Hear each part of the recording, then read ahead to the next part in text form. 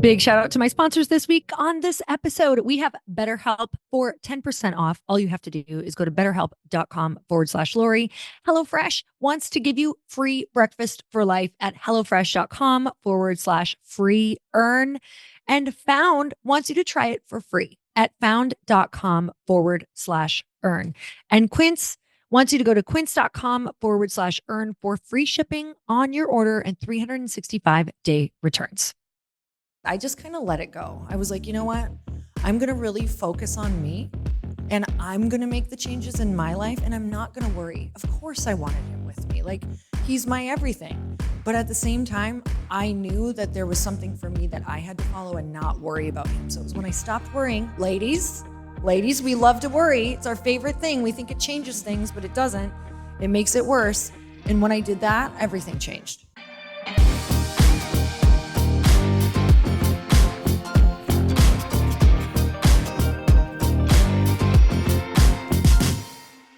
And we're back with another episode of He Said, She Said. Now notice Lori did not say that part. That's because she's getting on an airplane going one direction. I'm getting on an airplane going another direction. We're dividing and conquering right now. But this episode's really cool because you're going to hear from both of us in an episode where we were just interviewed on stage at our Elite Mastermind client Melissa Henault's event called Burnout to All Out. Now she puts on this live event every single year. And if you don't know Melissa, you've got to go check her out at Melissa Henault on all of the socials. She's an incredible LinkedIn expert that teaches her audience how to get a lot more leads by leveraging LinkedIn. And she's like the master at it. Now, what makes this episode really cool is that it's the entire time that Lori and I are on stage being interviewed by her about all things being a couple in business. And we even get into like, how did we know when we had to make pivots in our business and how did we support each other? We talk a lot about what's it like when one person in the relationship, and this could even be a friendship, gets into personal development and the other person's not ready yet. We even tell a funny story how Lori tricked me into personal development in Costa Rica, if you will. Anyhow, it's an incredible episode. And when we got off that stage, we're like, wait, this needs to be our next He Said, She Said, because there was so much good stuff in here. Now, in the beginning, you heard me say that Melissa is one of the members of our Elite Mastermind. And we loved that we got to jump on an airplane, fly out to Austin, Texas, get on her stage, and be able to support her in this way. That's one of the things that we love doing when we all lock arms together in the Elite Mastermind is we travel to each other's events. We support each other. We had Miriam who was there. We had Aaron who used to be in the Elite Mastermind there. Like, people show up to support each other when they are a member of our Elite Mastermind family. Now, we're about to start enrolling in the end of October. So I would hit pause right now if you want to apply for our Elite Mastermind, because every year, more than half the people renew. So that means every year, there's less than half of the seats in this very intimate setting that become available. And the waiting list is tough. We go in the order that we get your applications. So literally right now, if you're going to make more than $500,000 this year, hit pause and go to chrisharder.me/mastermind and click apply. Get your application in because we go through those in first come, first serve basis based on the order they come in. So hit pause, go to chrisharder.me, that's .me, chrisharder.me/mastermind, and click apply. Then come back to this episode because you are going to love everything that we talked about on stage. Here we go. All right, this is going to be fun. So, Chris and Lori, the very first question I would love to jump into with you guys, because one of the big things we talked about yesterday is purpose and impact in what you do. And it was maybe a week or two ago, I think it was you, Chris, that made a post about how you and Lori are most excited and just in momentum in your businesses when you have alignment and purpose in what you're doing. Can you speak a little bit to that? Because I know you guys, and we'll get into this, you've had many iterations and in new evolutions in business and offers and what you do. And as you go through business and you go through entrepreneurship, there's moments where you lose your way and you kind of forget, like, the purpose. Like, why did I get started? So do you guys want to speak to that a little bit? Absolutely. You want to go first or me? Okay. So just so I can get an idea from you guys, hand up if you feel like you have momentum in your business right now. Be real. Perfect. And now hand up if you feel like you're kind of stuck. Okay? And hand up if you feel like you're both.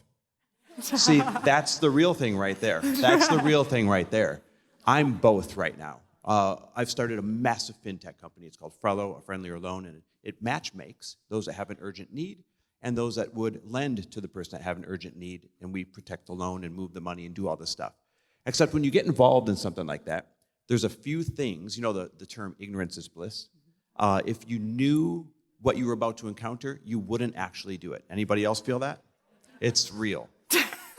But once you're in, you're in.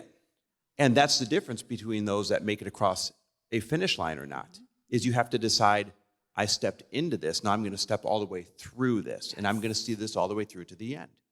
And the amount of regulatory, the amount of attorneys' calls, the amount of government agency calls, the amount of all those things that I never thought I would have to do, that I spend my life on Zoom doing right now, Zoom fatigue is horrible. But simultaneously, to your question, this is also the most fun and the most excited and the most lit up I've ever been about anything I've ever done in my entire business career.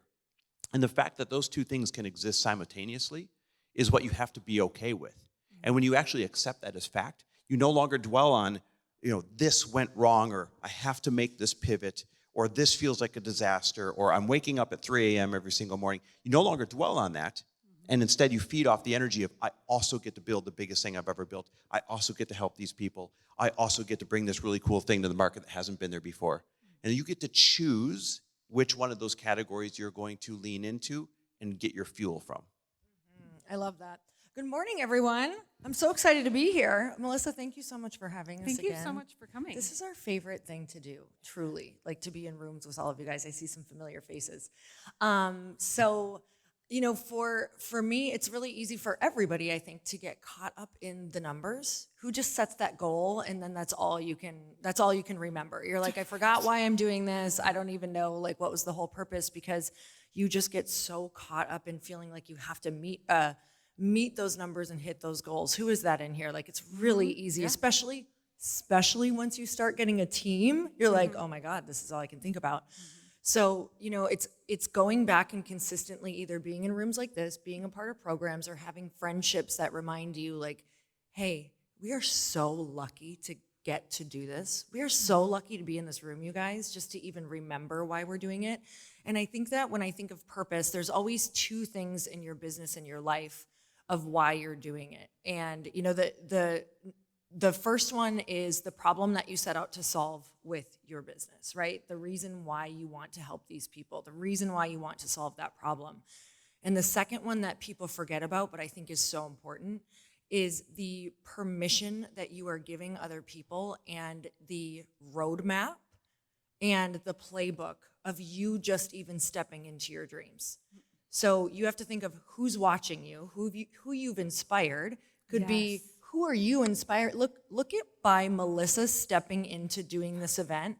How many of you said to yourself, okay, I'm going to take that as a nudge, that if she can do it, I can do it.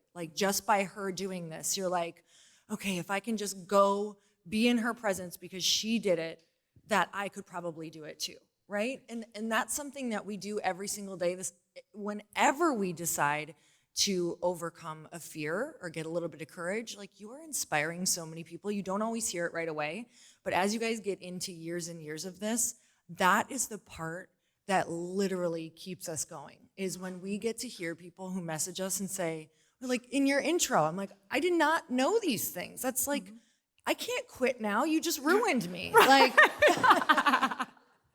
Yeah, so those are big ones that we always try to tap into. And it's nice if you don't have a partner doing this with you, finding an accountability partner in this room that you connect with frequently, because Chris and I now have so many people around us, and we have each other to remind each other daily. When we're on our walks and we get so overwhelmed with the to-do list or with a big challenge that's happening, because we have plenty of them now. It's we signed up for this. Yes. This challenge is turning us into the people that we want to be and that can handle the big blessing. Because if we can't handle this, we can't handle the big blessing coming from it. Yes. I did a big talk on this yesterday about how the challenge is what changes us. Yes. And that we have to embrace it, right? Love this so much. Okay. So I'm going to let's move into pivots, because this is something that you guys have done really well. You guys have pivoted in your brands, you've pivoted in your offers over the years. You've just had a series of iterations of really successful businesses and coaching programs and running live events. And I think my question for each of you, because I know, like, Lori, you went from celebrity fitness competitor to being top in network marketing to being the guru in personal development to running these coaching programs and having these massive live events, and then switching into the product space and launching a product, right? And we heard with your bio as well, Chris, like you started off as an executive and you've made many iterations of transformations yourself in business. And my question to both of you is, when do you know that it's time to make a pivot? Because I know you and I have talked about this. Again, I'm selfishly getting free coaching up here, you guys.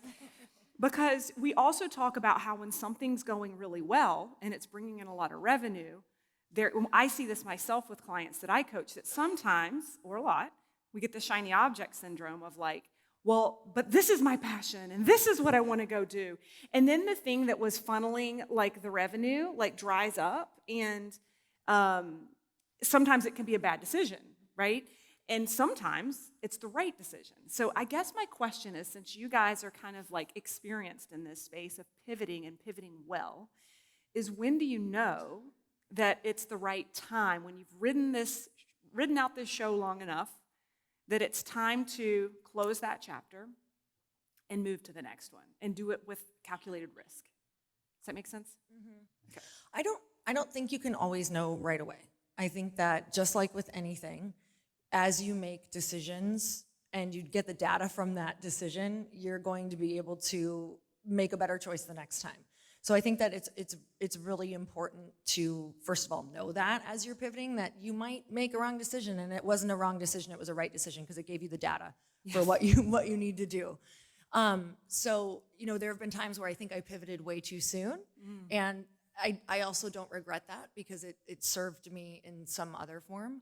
But one of the ways that I can always tell, like, I wouldn't even call it necessarily a pivot. Now I just kind of realize that it's the next evolution of myself calling me forward, or a part of me that is already, in there but wants to come out. Meaning, like, I've always been into personal development, even when I was, in fitness, like, but then I wanted to start showing that more because I realized I couldn't get a transformation for people in their body if they didn't do personal development. Right. So it was like, I'm like, okay, well, now I really want to start leaning into this.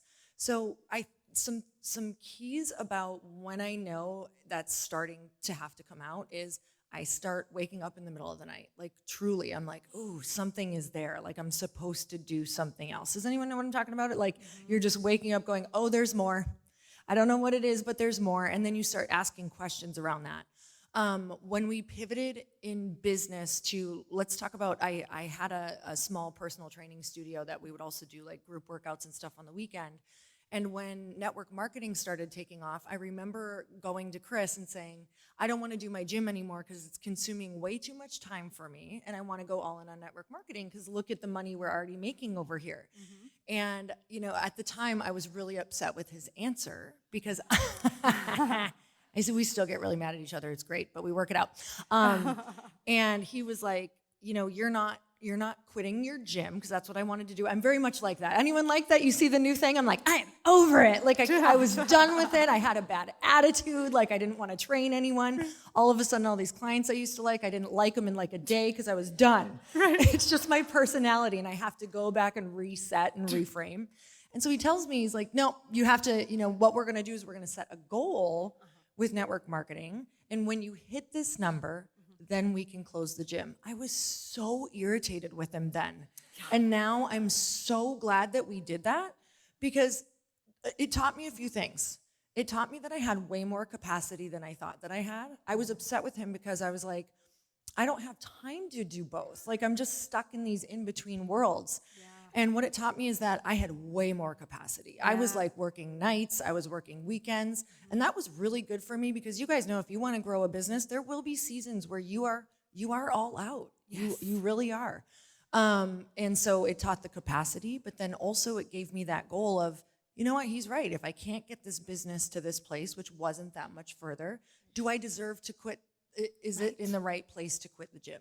Yeah. So whenever we're pivoting now, we set those goals, or we make sure, is it something that, like you said, could we have kept the gym going? Could we have like really secured a team there, which we didn't want to do that. But if you're thinking of that, that's the other thing, is when do you know it's okay to pivot? Do you want to keep that business? Is it really self-sufficient? Do you have the team that could not only keep it going, but grow it? So those are all questions that we ask ourselves now of, are you really done with this? Or is this something that you could sustain, keep the money coming in, and keep that business going as well? I would add to this, there's two types of pivots. There's a forced pivot and an elective pivot. A forced pivot is when you lose your job, or when your industry shuts down, or when the CFPB says, hey, if you do it this way, we're going to sue you. Right. In those situations, you have no choice but to pivot. But I'll tell you what, in the 1,000+ examples I've seen of friends and clients and everybody else being in a situation of a forced pivot, I have yet to see one where it wasn't working for you in your favor. And that's not to say it's going to feel good. It's not to say it's not going to be scary. It's not going to say that you're not going to be angry and scared and all those things. But I have yet to see one where it wasn't working out in somebody's favor. Matter of fact, I forget my arm says, live as though the universe conspires in your favor. And you have to believe that. And if you believe that, then your chances of it turning out that way are always going to be in your favor. The elective pivot, though, that's the tougher one.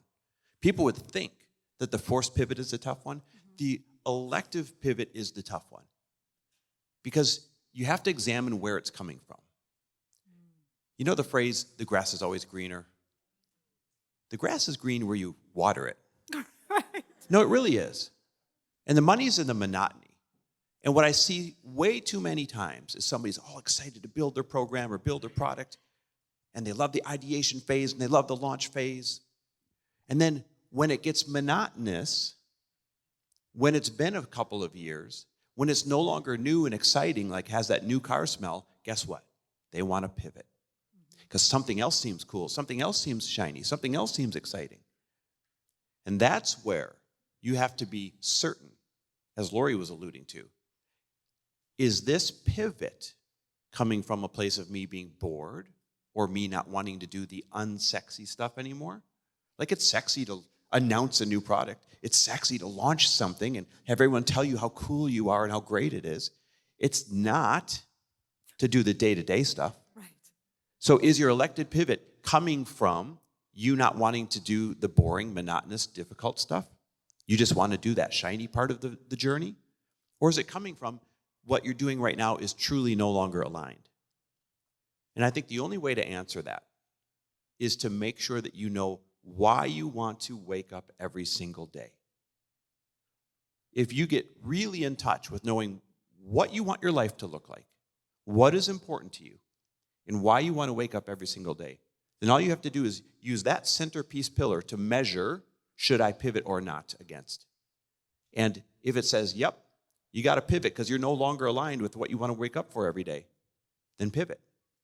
And if you realize, wait, what I'm doing right now really is aligned with what I want to wake up for every day, it's just not very fun right now, then choose to water that grass and make it green where you already are. So good. So good. Okay. Next question. This is around, because you guys are really big personal brands.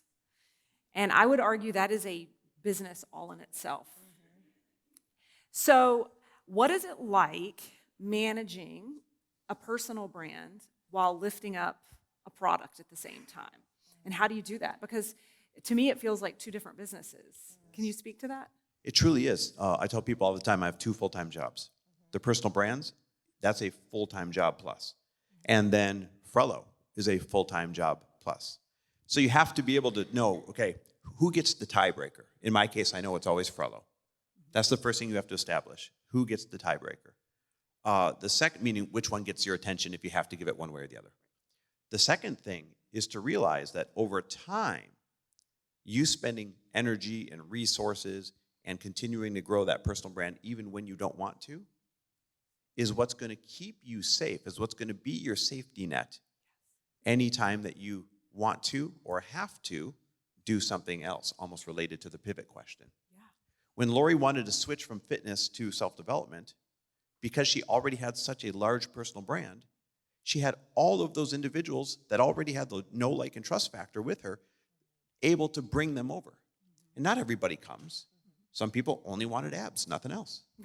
But a lot of them will come with, and it makes your pivot, it makes whatever change you have to or want to do that much easier. Yes. Your safety isn't in one particular business. Your safety isn't in how much money you have in the bank. I've got a friend that lost $80 million out of his checking account overnight. Your safety isn't in any of those things. Your safety is in having an engaged audience that you have sustained over a long period of time, building that know, like, and trust factor, so that if you had to start selling donuts tomorrow, they would invest in your donut shop and come to your rescue and line up at the front door on opening day and tell all their friends about it. We have a surprise donut shop business coming. I wish. They're kind of healthy. Okay, so so my answer for what I do is just a tiny bit different, just because I really do believe that they are so the same, your personal brand and your other brands, because the more that I invest into my personal brand, the more eyeballs I convert into the product or into, like, when I had fitness memberships. So, because so much of the way that I run my brand is all about a lifestyle. So it's kind of the more I show myself, whether it's being goofy or with my dogs or doing business or whatever that is, and the more people that I can recruit into that personal brand or that lifestyle, the better all of the products do. Mm-hmm. So for me, when you think of it from a company perspective, they always say, for somebody who is an influencer or who has the ability to have a personal brand or who has a large personal brand, you're either allocating that time and money into marketing, right? So let's say you're not an influencer. You have to pay for eyeballs, correct? Mm-hmm. Mm-hmm. So you're either paying with money or your time. If you're someone who's an influencer, you can put a lot of time there, and you get to take away from the marketing budget of your company because you can invest time and get more eyeballs. So when I'm investing into my personal brand, I'm probably having to invest less into Facebook ads, or when I'm investing into my relationships. Because right now with my product, a big part of what we're about to do is run ads through different people who are influencers or influential people. Yes. And for me, because I've spent a lot of time, like if you see me, I'll be at a girls' weekend mastermind with people who are also influential. And that moves the needle so much on my business, because if they say, yes, Lori, I'll record my testimonial or an ad for Glossy because I love it so much, then what we'll do is we'll put money behind that, where I would have had to pay that person $5, $10, $15, $20,000 to do that, depending upon how influential they are. Where if I just went and invested in them and said, hey, what can I do for you? What can we do for each other? That is, I'm investing time to get that back. So there's so many different ways that you can, spend that time on your personal brand that can convert into your brand, because it's eyeballs. We're always, Chris always says this, but there's not a whole lot of things in your company that couldn't be solved by more attention and eyeballs, right? Yes. By more people looking at you, by more followers, by more people in your email list, by more people on your text list. Like, most of our problems in here would be solved if we had a massive email list, right? Mm-hmm. Then we could just kind of dial in the message, we could just kind of dial in the product, but it's usually that attention that we're trying to get. So good, so good.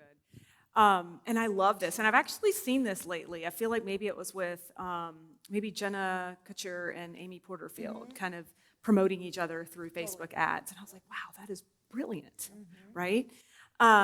So it's like investing in the network. And we talked about the law of reciprocity yesterday. How can I serve and how can I help these people? Okay, so I want to go a little bit further around collaboration in personal brands, because I've seen the two of you be wildly synergistic. We're kind of like faster, you can go faster together. So I know you were just talking about your girlfriends, but I've also seen the two of you promote each other and what each other does on with leveraging your personal brands. Do you feel that that's been impactful, kind of running together and supporting each other? And if so, like how are you doing that? And can you share that with these guys? Yeah, I think, are you talking about between us or between kind of everyone? Like between the two of you as spouses who have big brands, like supporting each other, like running faster together kind of thing. You're like the live events that you guys are doing right now, the dinner series and stuff like that.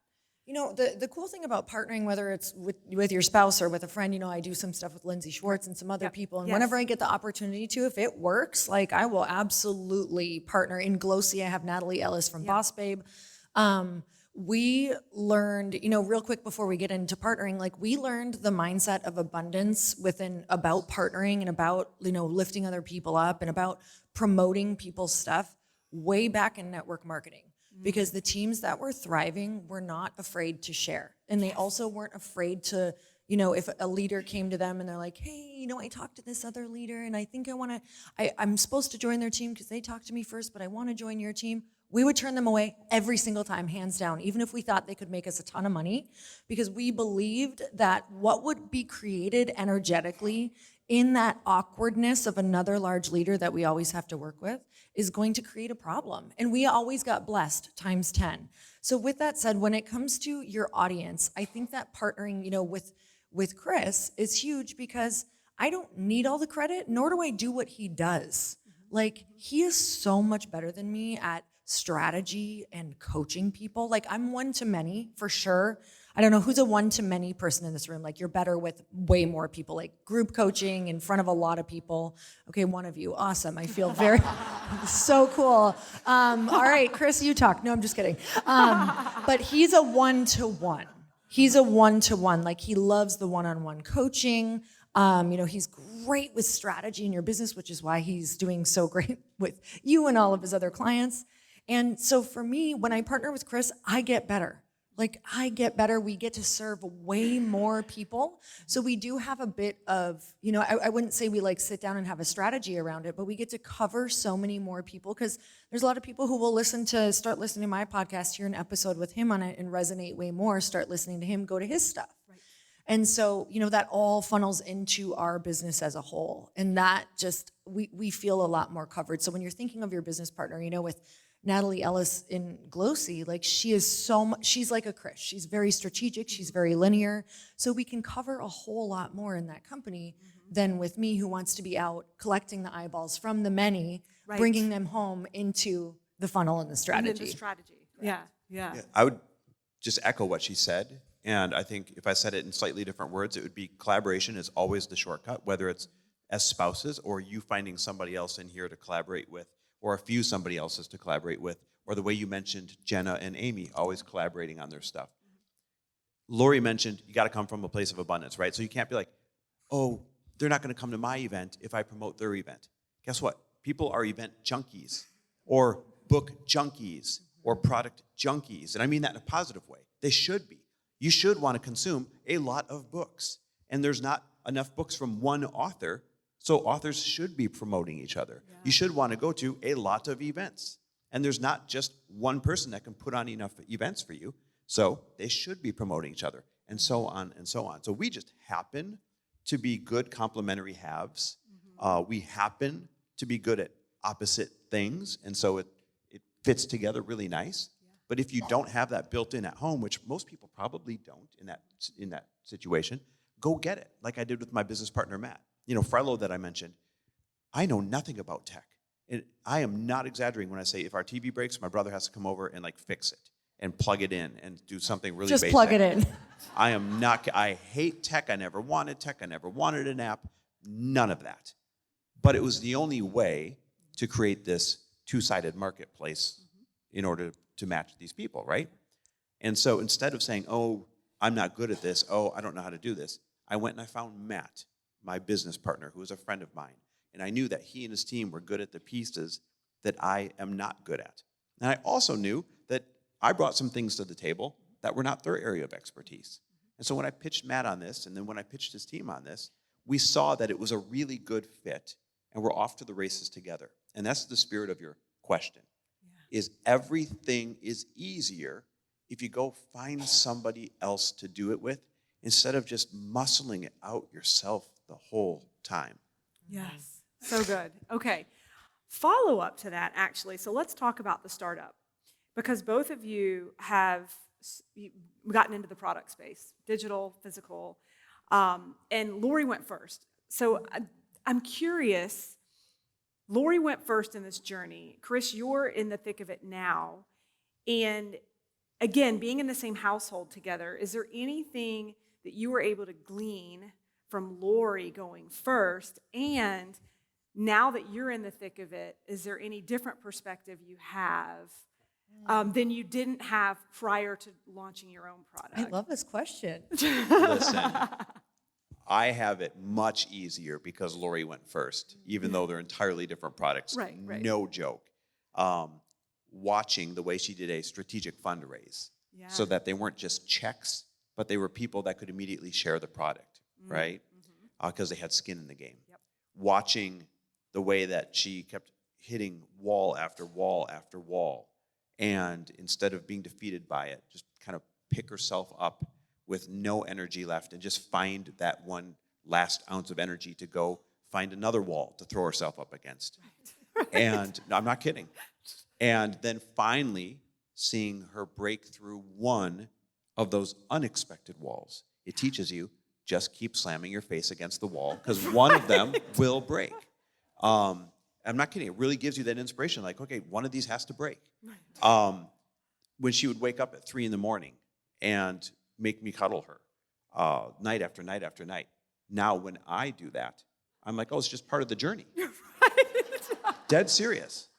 So having her go first was absolutely everything. It was a huge unfair advantage to be able to watch it, see the outcome, so that at least when you can't see the outcome yourself, you can borrow somebody else's evidence that there will be a positive outcome.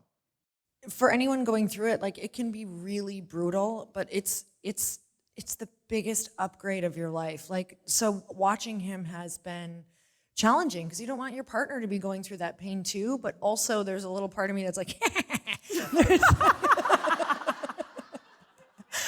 not only because I'm like, oh, he gets it now, because he would just try to fix it right away. And I'm like, this is an unfixable, there's not a fix in sight. Like, come sit with me and see what I'm talking about. Legal, like he's in the same legal issue, challenges that I was in.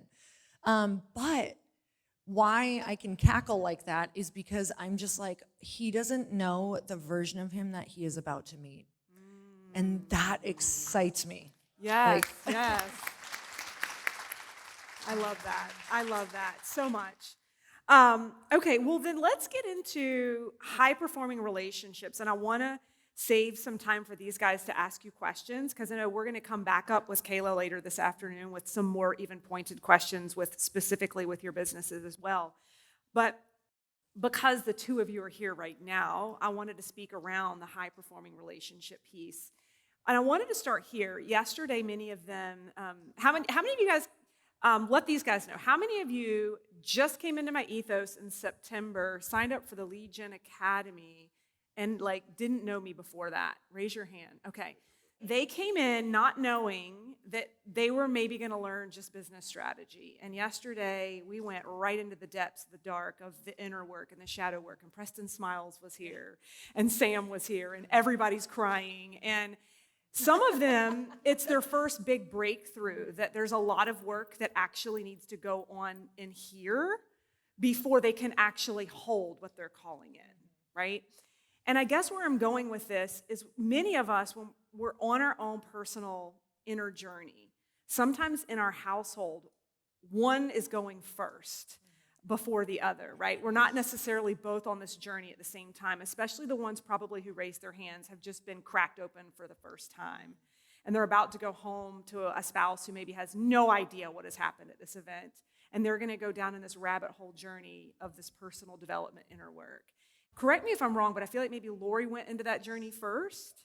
So I thought maybe we could talk about, how do you go home to a spouse who's not quite there yet? And maybe authentically share your own journey here. Do you mind? Well, I mean, don't do what I did. you go to these things and you're a different person on the other side. Like you've learned things, you've experienced things, you've met people. You can't unsee what is reality for other people in this room, right? You're just like, no, this is a real thing for so many people. We just haven't allowed ourselves to be in the rooms where we get to see it. And so now you see it. And once you're in a room of possibility, it's possible for you.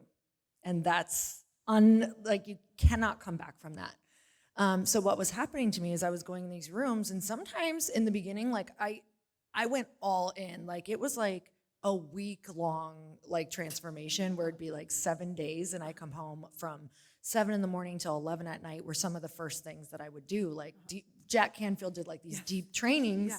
And so I come home and like, I don't even know how to relate to him, how different I am. Like I'm gonna talk different. I'm gonna think different. I'm gonna perceive things differently. And all we want is for our partner to feel the same thing and do the same thing, right? So we come home and we're not professional speakers or transformational coaches yet. So we do the absolute worst thing we can possibly do, and we just kind of like tell them everything they're doing wrong. So it was like, don't do that. You shouldn't do that. And here's why. And he's just like, he didn't get to go through that experience of how these rooms are highly facilitated, you guys. Like, they know that you have to be, you have to be told stories, and you have to be asked for your buy-in first, and you have to just like, it's all of these things that you're opting in for that you don't realize, where at home you're just throwing it on them and you're pissing them off and they're irritated, and it's just bad and ugly, and it was not good.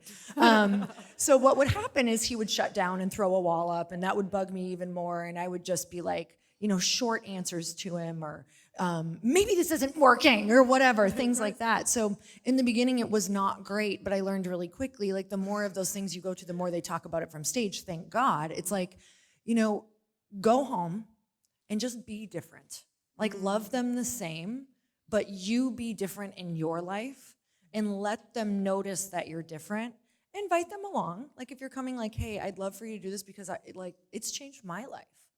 Like, just talk about your transformation. Do not talk about why they need to be different or why you think they're struggling in their life.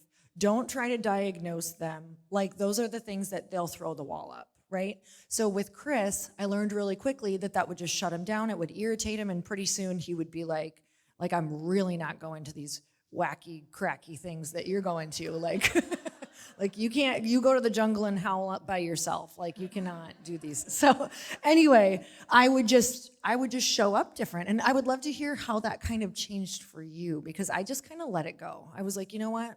I'm going to really focus on me, and I'm going to make the changes in my life, and I'm not going to worry. Of course I wanted him with me. Like, he's my everything.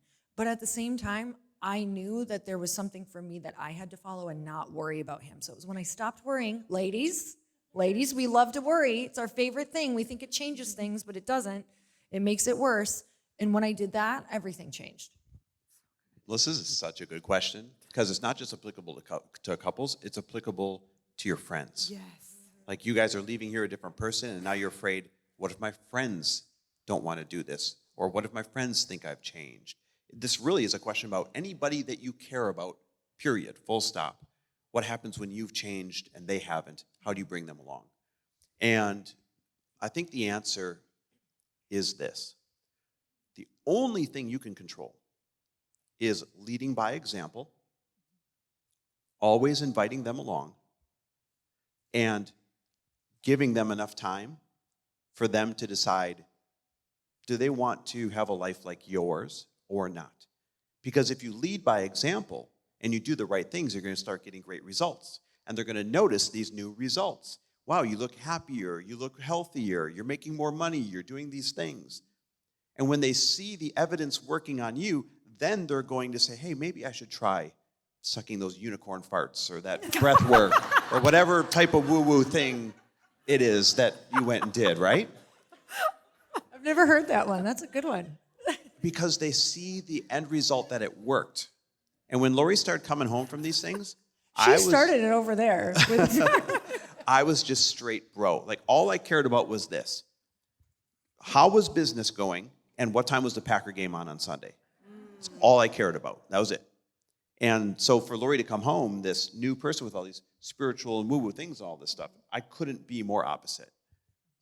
But it was seeing her get new results.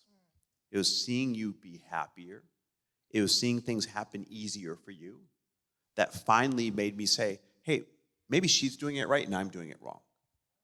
And it really had to be on my timing. But she always invited me along or tricked me, like Costa Rica that one time. I did trick him, yes. Should I tell that story really quick? I don't recommend this, and I do because I left a changed person. So like, this is not advice. This is just a real story, and do with it what you may. But she, somewhere in this journey, when she was all amped up on this stuff, Unicorn farts? unicorn farts in Costa Rica. They're hard to find, by the way. That was tough for me. She told me, she's like, hey, because we did a lot of vacations together. She's like, I want to go to this surf and yoga retreat on this beach that has white sand and it looks amazing. Would you come with me? I'm like, surfing and yoga? Sure, I'm in, no problem. And I got there, and you land in Liberia, which is like a tiny little junky airport. And I was a little bit bougie back then, so now I can stay anywhere, but now back then it was a little different. And then you take like a 3-hour car ride in roads that aren't real roads, to be honest. And we get to this place, and they're just huts. And it was Packer season. And the huts did not have internet. And they sure as hell were not showing the Packer game.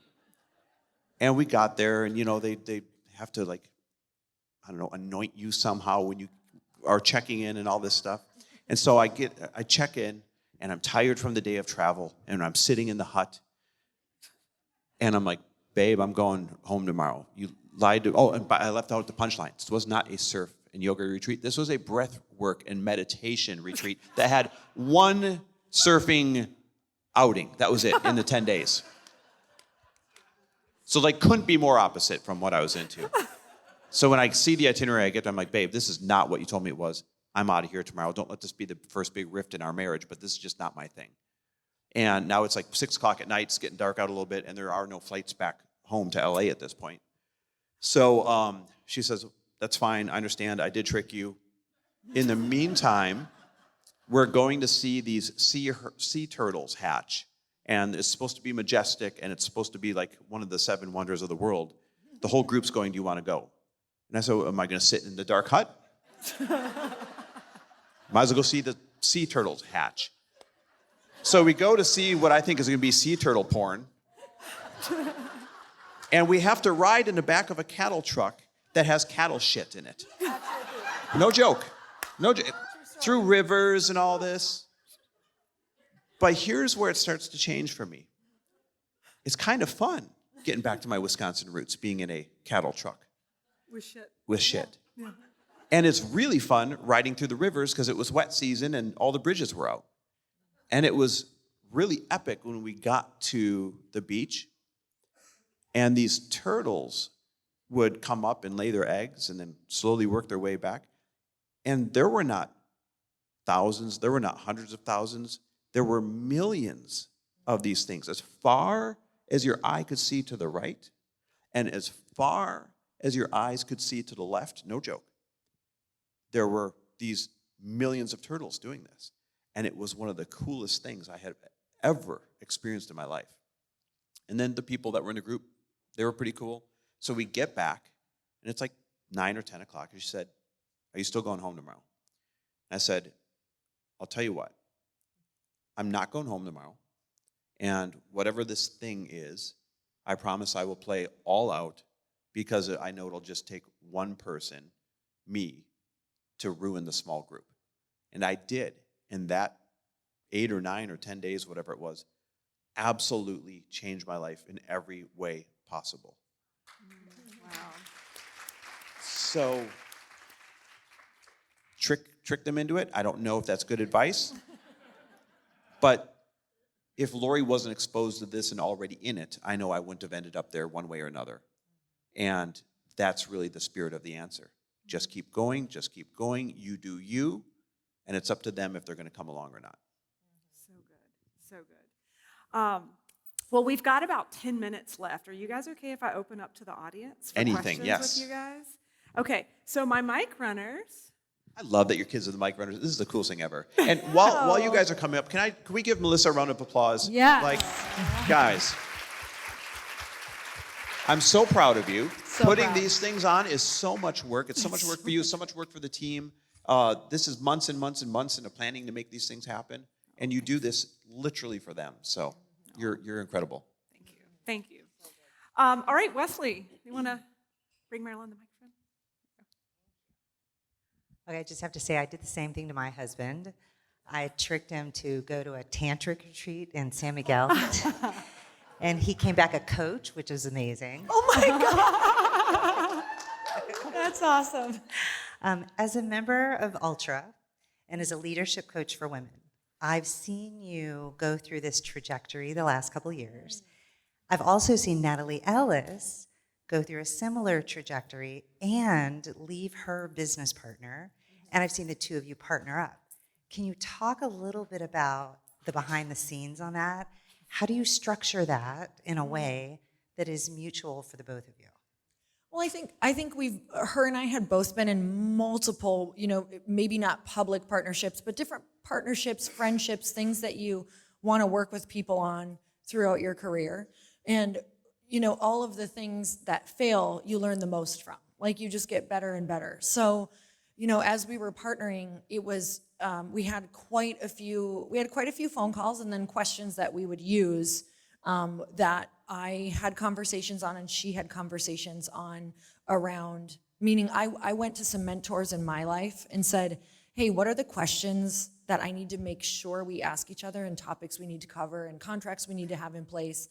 I talked to quite a few people and got all of the stuff that made me feel really secure on that. And she did the same thing. So then we talked about where was the breakdown in all of our last partnerships and what happened, and where was it our fault and where can we make sure that we put something in place so we don't have that again. So it was one of the best conversations we've ever had, and one of the main questions in there was, where are you afraid of disappointing the other person? And that question freed us both up so much. And, some of those answers within that, for me, it was like, I'm afraid that I'm not going to be able to, I told her, I'm not very strategic. I need someone to really help me with strategy. Here's where I excel. Here's where I will fail you. I do not do well in this area or this area. And so if you expect me to, that's going to be a breakdown for us. And even with the two of us, we were like, hey, this is amazing, but we need these people or you and I are not going to get the job done. And we're not going to be, we're not going to push this forward in the way that we want. So having super honest conversations, and I know that he had these with his business partner too, of the places that you're secretly afraid of disappointing them or failing them. That conversation opened up so much for us. But also, the one, where have you broken down before? Where has this failed you? Where can you honestly take accountability for where the breakdown was in that? So those honest conversations were huge because it had us both go into it without being afraid. And I think that the main thing is, now when we go into partnerships too, if you know that about the other person, if you know different ways that they're not going to feel comfortable, you can also support them. Mm-hmm. You can support it in your business. And then having that hard conversation from the top, we have what could sound like a hard conversation to some people all the time now. Because it's just hey, here's where I'm at. I'm willing to get really vulnerable with her right away. Hey, here's how I'm feeling. I told you I have this, abandonment issue. So when these meetings keep getting canceled because you're busy, this is a made up scenario. When they keep getting canceled because you're busy, maybe it makes me feel this way. Could we make sure we don't miss these because they're really important for me?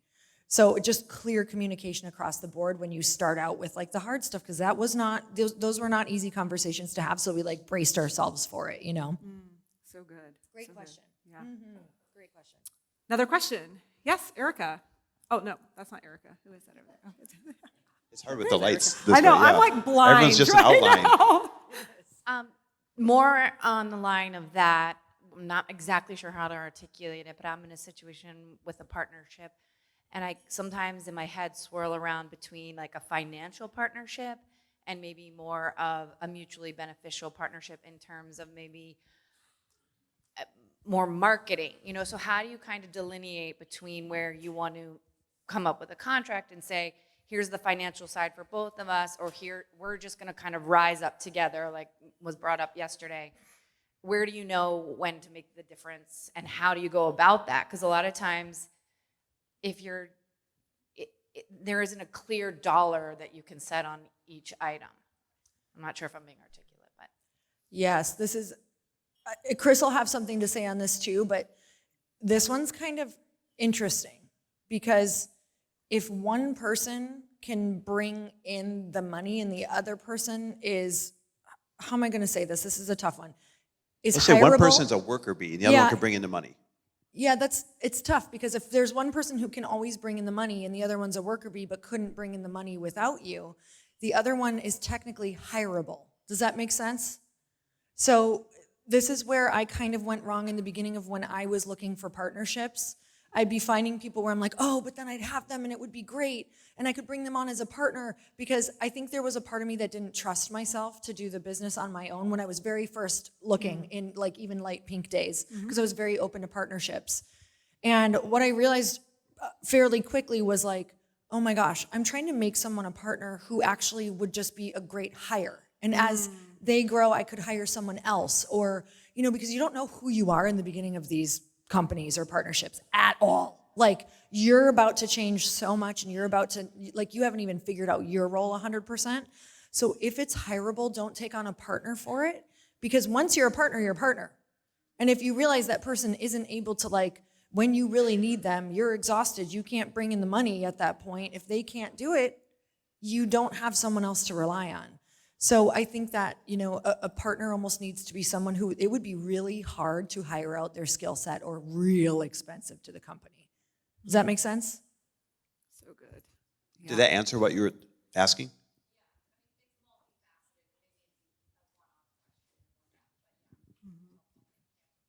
Awesome. All right. Yes. I think that's Stephanie, if I'm seeing correctly over there. I can't tell. Hi, Chris, nice to see you again. We saw each other at the Mastermind Retreat with Melissa in Arizona, so last year. And then Lori, it's nice to see you for the first time. So my question is about family. You touched a little bit on friendships and how when you're a business owner, you become this new version of yourself. And I'm okay with, growing out of some friendships, but how do you handle the family aspect of it? Because for my husband and I, we have our own level of success, but I think our families are seeing us become this other version of ourselves, and I feel like sometimes there's some resistance and almost like they're turning their backs on us a little bit, and it's kind of hard to deal with that because friendships is one thing, but family's another. So, what are your thoughts on that? Well, he's looking at me.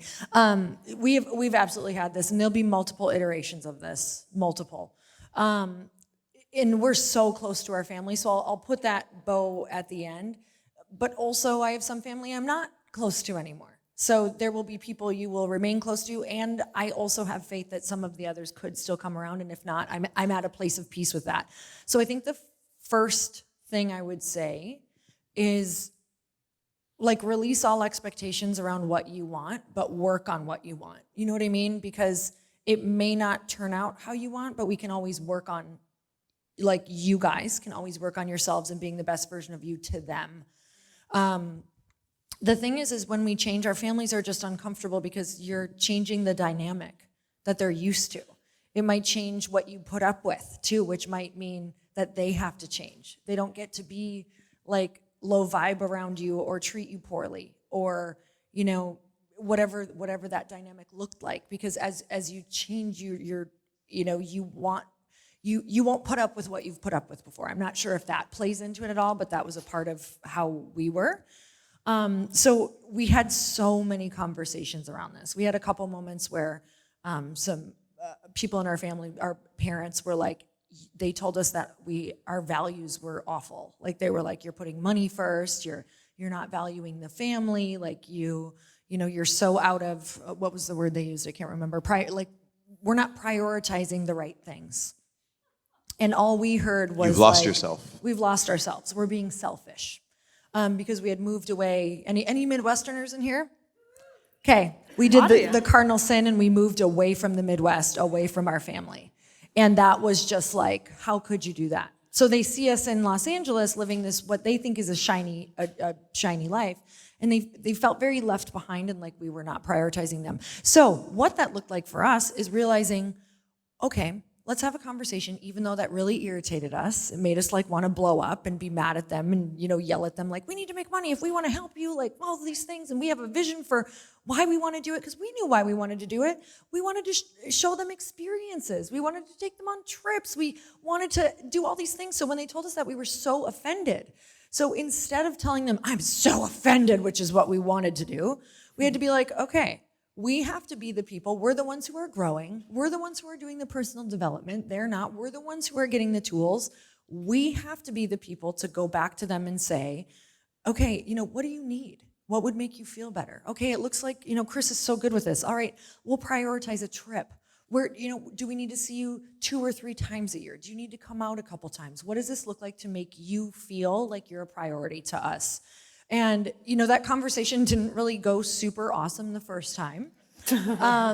But we did it multiple times. Like we've had full-on blow-ups where it's like, we're not talking to you again. And then we go back to them like, hey, this is not how we want to be. What could we make this look like? So don't give up and keep trying to be the person who's like, okay, what would be important to you? What do you need and why? Because you're important to us. Yeah, thank you. And it's also like feeling the love in return, because we're very close-knit to our families. We also decided to move away, so for them it's a sign of betrayal. But like for them it's like, well, you decided to live far away, so we're not going to come see you. It's been 15 years in the US and they've come maybe once, and some of his brothers have not even been here. So it's like, yeah, we'll come. There's 5 of us now, so we'll come, but it's like that expectation of you have to do the work all the time. It's kind of like they're punishing us. So it's hard. Yeah. That's a hard one. That's where the work on yourself with making peace with that is sometimes the only thing that you can do, and know that you're a pattern breaker for your children or whatever situation that you were walking out of, Yeah. So good. Awesome. Yeah.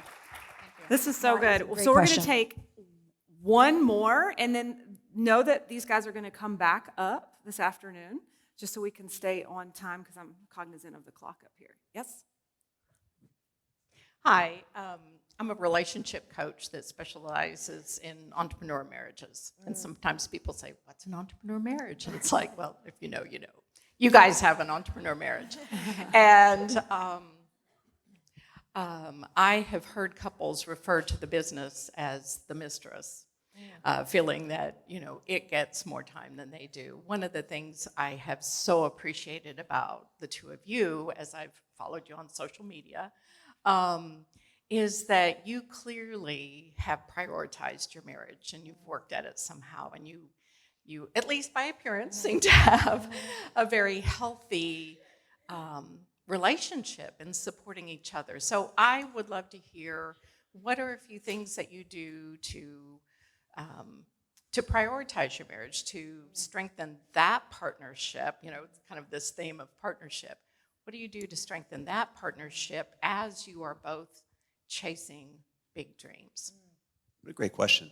The first thing is you decide what's most important to you. Like, it's easy for the two of us to always put each other first, because we know that if we were broke in the middle of nowhere, we'd still be happy together. We've been broke. We've been broke in the middle of nowhere, still happy together. So that is literally what we protect and prioritize first and foremost over everything else. But then what happens? Busyness, life, everything else really starts to try and chip away at this stake that you're putting in the ground. So you have to build these things in to protect that, like our protected time in the morning, where nobody can get a hold of us unless they're really close friends or family, because that's the time that we've protected to put ourselves first, to take the dogs for a walk, to do our Power 9. Lori can explain what that is.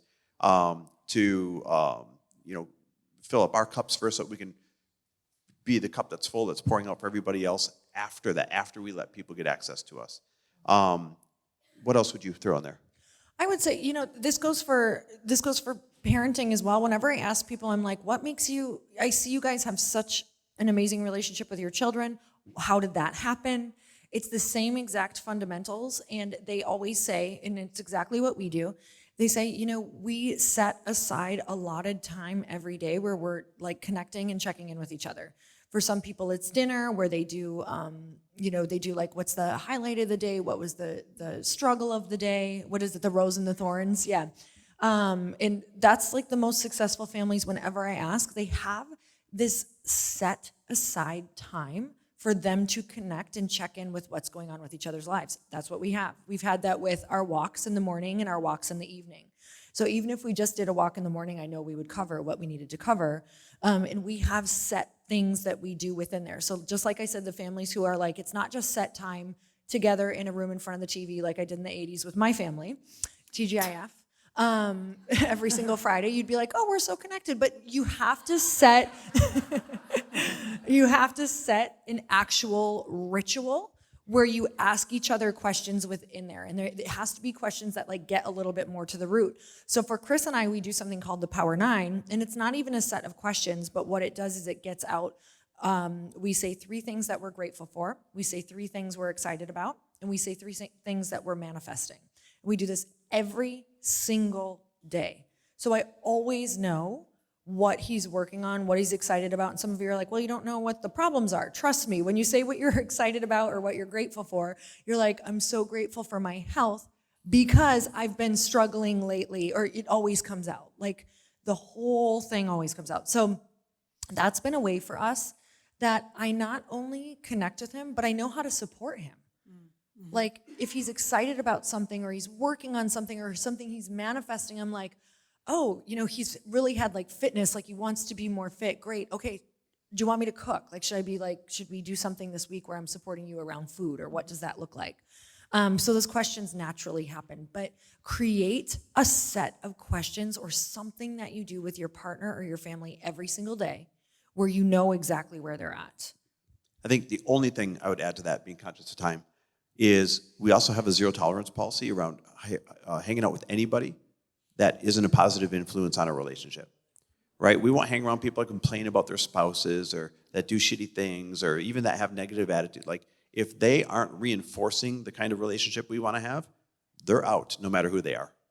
And that's not to say, you know, I think for every relationship, you know, we've struggled. It's not to say, and we've had a lot of friendships who've struggled in their marriage too. It's like, it's not that we won't hang out with those people because we've been those people for them. It's the people who don't want a solution. It's the ones who complain about each other who don't want the solution. We've gone to dinners where we're like kicking each other under the table. We get in the car and go, never again, never again. Like never, like block, delete, we're out. My gosh, so good. Guys, thank you so much for coming up here. Thank you. Thanks for This having was us. so fun. Thank you, everyone.